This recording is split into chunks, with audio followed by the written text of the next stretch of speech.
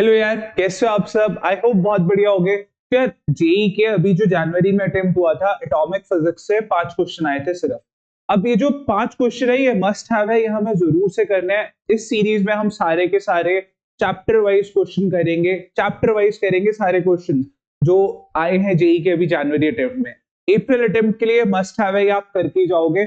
इससे क्या होगा, इससे आपको दूसरे बच्चों से एक एडवांटेज मिलेगा, क्योंकि यार हर साल बच्चों के क्वेश्चन छूट जाते हैं। अभी जनवरी अटेम्प्ट वाले क्वेश्चन ना तो देखने का टाइम होता है, ना चैप्टर वाइज सेग्रीगेटेड होते हैं, तो हम कर ही नहीं पाते। तो मोस्टली बच्चे छोड़ देते हैं, बट आप ये करके जाओगे तो एक डेफिनेटली एडवांटेज आपको मिलेगा यहाँ पे। अब दूसरी चीज, आपको अप्रैल अटेम्प्ट से पहले सारे के सारे चैप्टर्स के फॉर्मूलाज याद होने चाहिए, क्योंकि जो फॉर्मूला बेस्ड क्वेश्चन है ना बेटा, वो नहीं छूटना चाहिए। और आप ये देखोगे अभी एटॉमिक फिजिक्स से बहुत स्कोरिंग चैप्टर है, और इससे अभी जो फर्स्ट अटेम्प्ट हमारा हुआ है जनवरी वाला, फॉर्मूला बेस्ड क्वेश्चन आए हैं सिर्फ। तो अगर हमारे फॉर्मूला स्ट्रांग होंगे ना, तो हम डेफिनेटली यहाँ पे मार्क्स स्कोर करेंगे, हम यहाँ पे मार्क्स नहीं लूज करेंगे। तो यार आ जाओ जल्दी से स्टार्ट करते हैं। क्वेश्चन नंबर 1 देखो, 21 जनवरी को शिफ्ट 2 में पूछा हुआ है। आपको बोलना है कि energy of electron in an orbit of a Bohr atom is minus 0.4 E naught electron volt. E naught is the ground state energy. If L is angular momentum of electron in this orbit and H is Planck's constant, then 2 pi L by H की क्या value होगी? आपसे question में ये पूछा है। अब यार ये अजीब सा क्या फॉर्मूला पूछ लिया, ये तो कभी हमने देखा नहीं है। बट यार एक चीज आपने देखी है, एंगुलर मोमेंटम NH अपॉन 2 पाई, करेक्ट। अब L 2 पाई बाय H की वैल्यू n आ जाएगी। तो आपसे बस ऑर्बिट का नंबर पूछा हुआ है इस क्वेश्चन में, इतना सिंपल क्वेश्चन है। तो बहुत आसान क्वेश्चन है। देखो मॉडर्न फिजिक्स से ना आसान क्वेश्चन आते हैं, तो इस सीरीज में हम क्या करेंगे, पहले मॉडर्न फिजिक्स के सारे जो भी क्वेश्चन आए हैं सारे के सारे एनालाइज करेंगे। फॉर्मूला तो रिवाइज होंगे, एक एक कॉन्फिडेंस आपको जरूर मिलेगा कि हाँ, फॉर्मूला रिवाइज करने से, फॉर्मूला याद रखने से सारे चैप्टर, देखो थ्योरी के पीछे भागते हैं सारे बच्चे, डेफिनेशंस के पीछे भागते हैं। आनी चाहिए, अच्छा है, रिवाइज करके जाओ पेपर में, सब कुछ रिवाइज करके जाओ, बट फॉर्मूला और कॉन्सेप्ट्स नहीं छोड़ने हैं। कंसेप्ट अप्लाई करना ठीक है, जितना आपको आता है अभी तक सीखे हो, well and good, but formula नहीं छोड़ना बिल्कुल भी। अब यार देखो यहाँ पे हमारा, यहाँ पे आपसे क्या पूछा है, बस एन की वैल्यू पूछी है। तो एन की वैल्यू अब कैसे निकालेंगे? आपको ऑर्बिट में एनर्जी दे रखी है -0.04 इलेक्ट्रॉन ई नॉट इलेक्ट्रॉन। तो एनर्जी इन nth ऑर्बिट का फॉर्मूला क्या होता है? -13.6 by n square.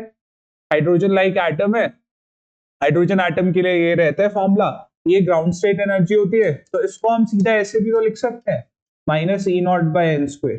Ground state energy की टर्म्स में आपका देखो इस सीरीज से एक बेनिफिट और होगा, सारे फॉर्मूला जो यहाँ पे क्वेश्चन में आए हैं वो तो रिवाइज होंगे, हम सारे कॉन्सेप्ट अच्छे से कवर करेंगे। तो nth ऑर्बिट में एनर्जी दे रखी है, ये En है, इसकी वैल्यू यहाँ पे पुट कर देते हैं 0.04 E0, और right hand side E0 minus sign, ये माइनस साइन था, माइनस माइनस दोनों तरफ से हट जाएगा, bye n²। E0 cancel, n² की वैल्यू 1/0.04। सॉल्व करेंगे 25 आ जाएगी, n² हमारा 25 आ गया, तो n हमारा 5 आ गया। तो फिफ्थ ऑर्बिट है, मतलब ये इसकी वैल्यू 5 है, ऑप्शन 1 करेक्ट है। आ जाओ नेक्स्ट क्वेश्चन पे चलते हैं। तो नेक्स्ट क्वेश्चन में हमें ये जनवरी 23 को शिफ्ट 1 में आया था, हाइड्रोजन एटम के स्पेक्ट्रम में आर कहना है, यहाँ पे रिडबर्ग कांस्टेंट है। अब यहाँ पे थोड़ी सी टाइपिंग वो है, ये ऑप्शन ए है क्वेश्चन का। ऑप्शन ए मतलब ये statement A, statement B, statement C, statement D, ये स्टेटमेंट है एक साथ सारी कंबाइन होगी, वो कोई बात नहीं, क्वेश्चन जल्दी से करते हैं। Maximum wavelength of radiation of Lyman series is 4/3R। तो लाइमन सीरीज की मैक्सिमम वेवलेंथ, अब लाइमन सीरीज कौन सी होती है? लाइमन सीरीज जब n इक्वल्स टू 1 पे आए।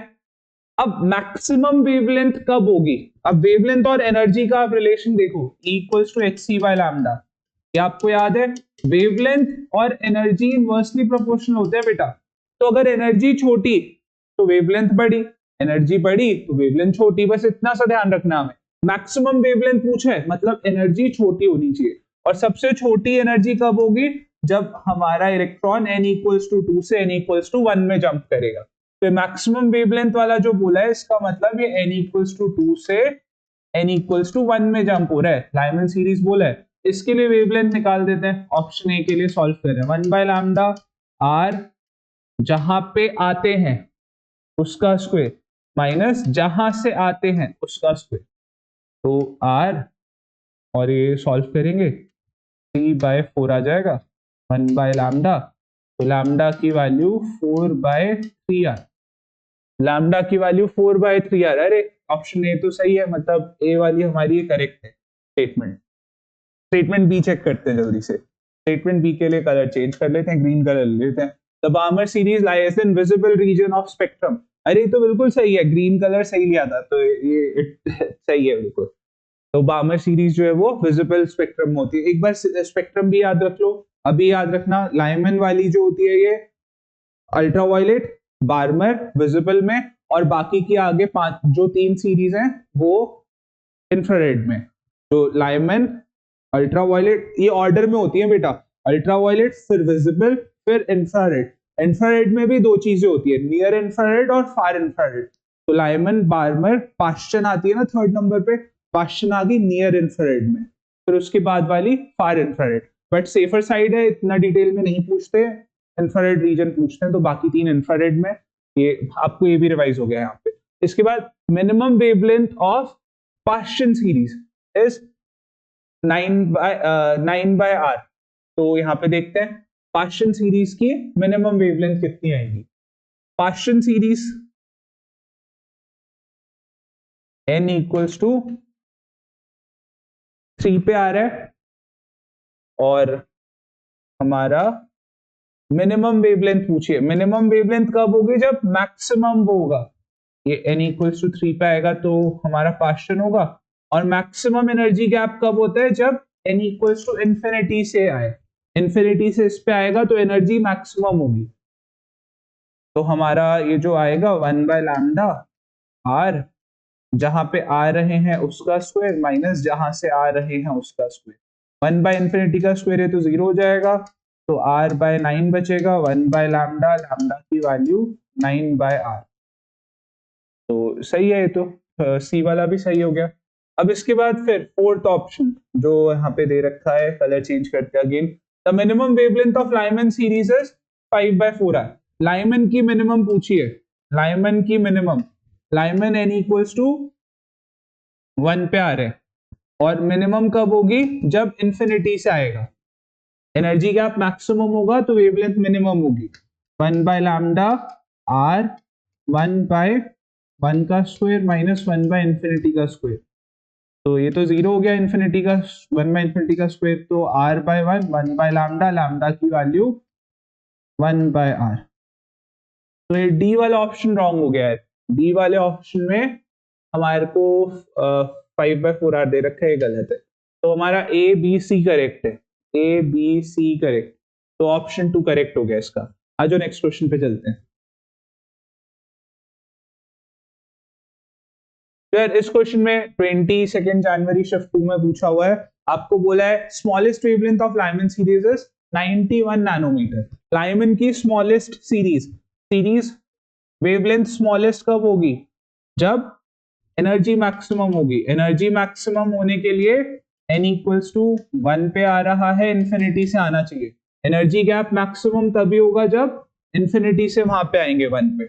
अब इसके बाद आपको दे रखा है 1/λ आर 1/1 का स्क्वायर, इंफिनिटी से आ रहा है, इंफिनिटी का स्क्वायर, ये तो 0 ही हो जाता है, हमने देखा है। तो r 1/λ, लैम्डा की वैल्यू दे रखी है 91, तो हमारे r की वैल्यू सीधा सीधा आ गई यहाँ से 1/91 नैनोमीटर में, अभी से नैनोमीटर में रहने दें।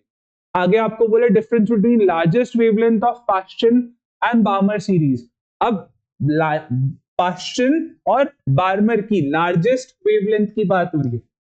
लार्जेस्ट वेवलेंथ कब, जब एनर्जी गैप मिनिमम। तो बार्मर की देख लें, यहां पे बना लेते हैं n इक्वल्स टू 2, ये n इक्वल्स टू 1, यहाँ बार्मर है, ये पाश्चन है, ये n इक्वल्स टू 4। अब यार हमारी जो वेवलेंथ है वो बार्मर की मैक्सिमम कब होगी, वेवलेंथ मैक्सिमम होगी जब बार्मर के लिए 3 से 1, गैप मिनिमम होना चाहिए, मिनिमम गैप 3 से 2 पे आएगा बार्मर के लिए। बार्मर के लिए सबसे पहला वाला जो होगा वो 3 से 2 होगा और यही मिनिमम होगा। तो इसके लिए अगर हम वेवलेंथ निकाले, ये बार्मर के लिए निकाल रहे हैं, लैम्डा बी कॉल कर देते हैं, R1 बाय, जहां पे आ रहे हैं देखो 2 पे आ रहा है ना इलेक्ट्रॉन, तो यहाँ पे 2 लिखा, और आ कहां से रहा है 3 से, तो 3 का स्क्वायर, तो R यहाँ पे 1/4 माइनस 1/9, सॉल्व करेंगे R 5/36, 9 माइनस 4/36, 1/λb।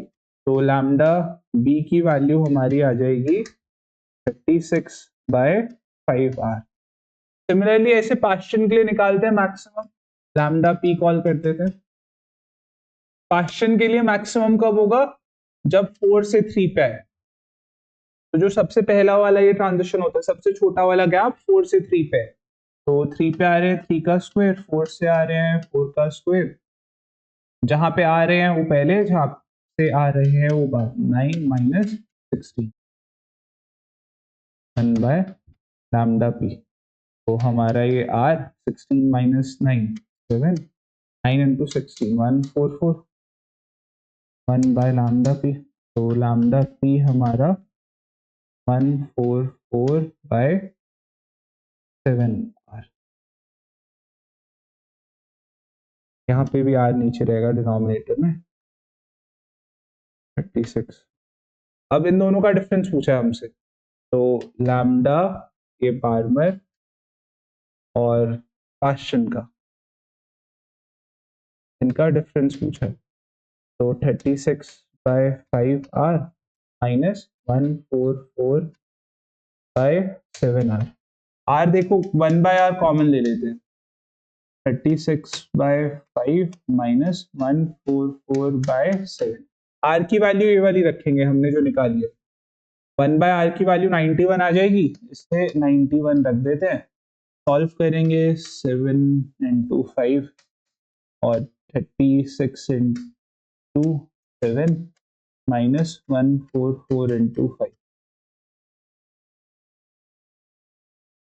तो ये सॉल्व करके 1217 नैनोमीटर आएगा। ये नैनोमीटर में ही है क्योंकि हमने यूनिट यहाँ पे नैनोमीटर में रखा था, आर जो है ये नीचे नैनोमीटर में था, इसके वो मेंशन नहीं करा था, तो ये नैनोमीटर में आएगा सॉल्व होने के बाद।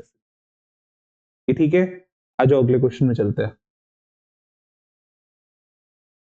आपको ये क्वेश्चन 21 जनवरी को शिफ्ट 1 में पूछा था। अल्फा पार्टिकल की एनर्जी दे रखी है 7.7 million electron volt, is bombarded on a thin gold foil. The closest distance from nucleus it can reach is, तो distance of closest approach पूछा है, गोल्ड का एटॉमिक नंबर दे रखा है, 1/4πε0 की वैल्यू दे रखी है, हमें ऑलरेडी पता होती है तो नहीं भी देते क्या ही फर्क पड़ रहा था।